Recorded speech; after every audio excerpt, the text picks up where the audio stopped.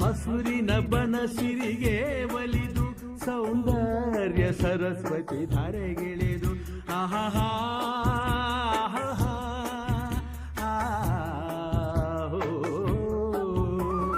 ಹರಿಯುವ ನದಿಯಲ್ಲಿ ಜಾಡಿ ಭುವನದಲ್ಲಿ ನಲಿಯುತ್ತ ಓಲಾಡಿ ಚೆಲುವಿನ ಬಲೆಯ ಬೀಸಿದಳು ಈ ಗಂಧದ ಗುಡಿಯಲ್ಲಿ ನೆಲೆಸಿಹಳು ಇದು ಯಾರ ತಪಸ್ಸಿನ ಫಲವ